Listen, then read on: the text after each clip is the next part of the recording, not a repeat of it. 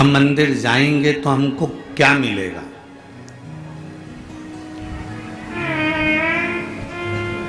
हम मान लो मंदिर गए तो हमको क्या मिलेगा?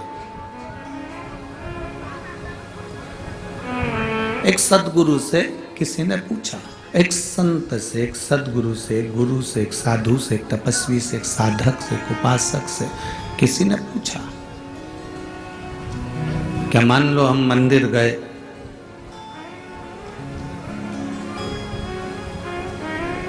हम गुरुद्वारे तक गए, हम भगवान की चौखट तक गए, हम गुरु की चौखट तक गए, हम मंदिर देवालय शिवालय तक गए, तो हमको क्या मिलेगा?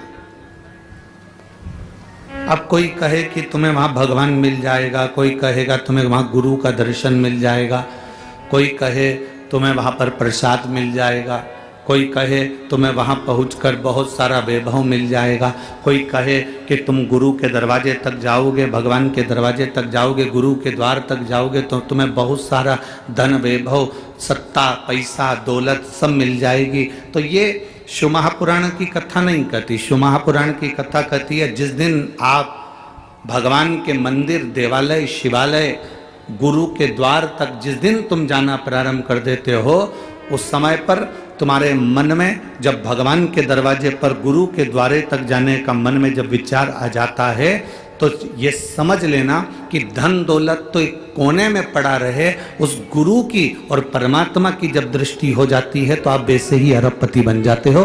करोड़पति की तो बात ही दूसरी।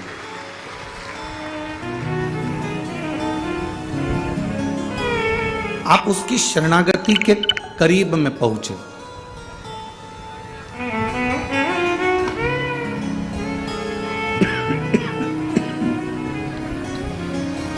आप उसके नजदीक पहुंचे हो, आप उसके करीब पहुंचे हो। चलो एक बात और सरल भाषा में लो।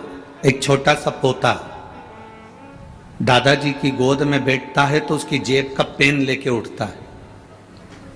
बोलो सही है कि गलत? उसकी जेब में कोई डायरी रखी है तो डायरी निकाल लेता है। बोलो सही है कि गलत? दादाजी की गोद में बैठा है तो मोबाइल रखा है तो मोबाइल निकाल लेगा, डायरी रखी है डायरी निकाल लेगा, पेन रखा है पेन निकाल लेगा। और दादी की गोद में बैठा है तो उसके पास में जो पर्स में डब्बियां रखी है,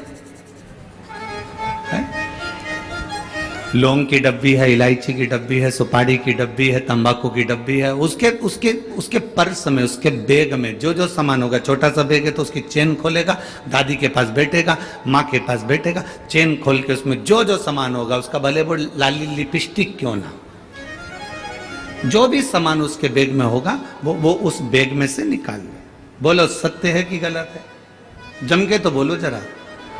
ठीक है।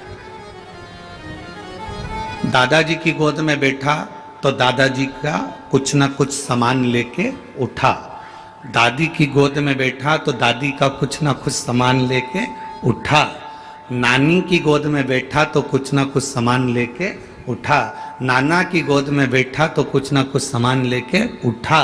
उसी तरह हम सबके दादा, दादी, नाना, नानी, वो ईश्वर, वो परमात्मा, वो मेरा ओघड़दानी, वो शंभु, वो भोलेनाथ, उनकी गोद में जब हम बैठते हैं तो कुछ ना कुछ लेकर उठते ही हैं, खाली उठते ही नहीं।